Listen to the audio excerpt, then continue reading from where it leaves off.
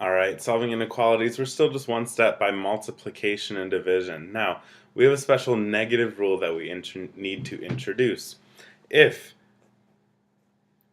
we multiply or divide by a negative, like if we're solving and we need to do the multiplying or the dividing by a negative, then we need to flip out. No, we need to flip the direction of the inequality sign, the inequality symbol, technically. B-O-L. So if we multiply or divide by a negative number, then we need to flip the direction of the inequality symbol. So we'll see how that works as we go along. So if we're going to solve each inequality and then graph the solution. So if we have m divided by 5 is greater than or equal to negative 3, we need to get m by itself, so I'm going to multiply both sides by 5, which then these will reduce, and I'll be left with m is greater than or equal to negative 15. If I wanted to put this into set builder notation, I would take the set, and not if, when, because I will put it in. If we have the set of m such that m is greater than or equal to negative 15. Now we're going to graph, so I'm going to put it on a number line. And I always am going to put 0 for reference. And I take my negative 15. I look, it's or equal to, so it's going to be a closed dot. And then I'm looking that m is greater than it, so I'm going to shade in the positive direction when m is greater than negative 15. So we'll be shading that way. Now, if we have negative 4/3 p is greater than 16. Negative 4/3 p is greater than 16. I need to get rid of this, so I'm going to multiply by negative 3/4. Because, if we think about dividing by fractions as multiplying by the reciprocal, then I'm going to be doing that. Now, when we do this, over here these reduce away, and this is just left with p.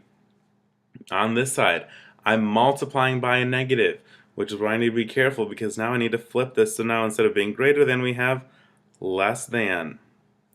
We had to make this shift in signs right here that had to change. So now when I do 16 times negative 3/4, that'll reduce to 4 to 1. So this means that p is less than negative 12. When I write that in set builder, we have the set of p such that p is less than negative 12. I'm going to graph on a number line. I make my number line. I have 0 for reference, and I have negative 12. Now, once I have negative 12, and I'm going to say p is less than negative 12, it doesn't include 12 itself, it's just less than negative 12. So then I'm going to take and shade less than negative 12. So we're going to go in this direction, and we have p such that p is less than negative 12. Alright, let's look at if we have negative 42 is greater than 6r. To get r by itself, I'm going to divide both sides by 6, so then I'm left with negative 7 is greater than r. When I write this in set builder notation, I'm going to remember to flip it so that the variable comes first, so now r is less than negative 7. So when I graph this on a number line, and there's my reference 0, negative 7, less than, so we have an open circle, less than, so we're going numbers that have values lower than it, or if we follow the arrow, less than points this way, r is less than negative 7. Now our last one, we have negative 12h is greater than 15. So I'm going to divide both sides by negative 12.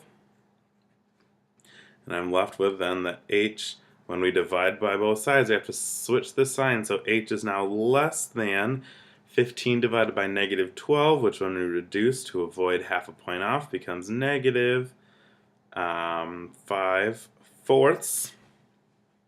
So now when I put this in set builder, we have the set of h such that h is less than negative 5/4. On my number line as I graph, I will put 0, and let's say negative 5/4 lives right there. It's not inclusive, and it goes to the left because it is less than that negative 5/4. So it'll go that way. If we look at our practice problems, we have on page 723 numbers 12 through 28 even. Number 12, we have 1/4 m is less than or equal to negative 17. So when we do have this 1/4, I'm going to multiply both sides by 4. Then I'm going to be able to say that m is less than or equal to 4 times negative 17 becomes negative 76. Sorry, negative 76. And then after that, I am able to, hold on, not 76. Silly me, this is why we use a calculator to check.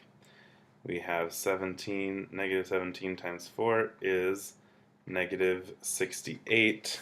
My complete apologies to everyone out there.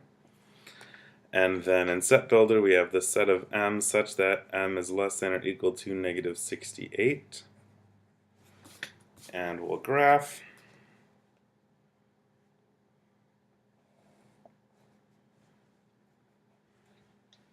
There's a reference 0.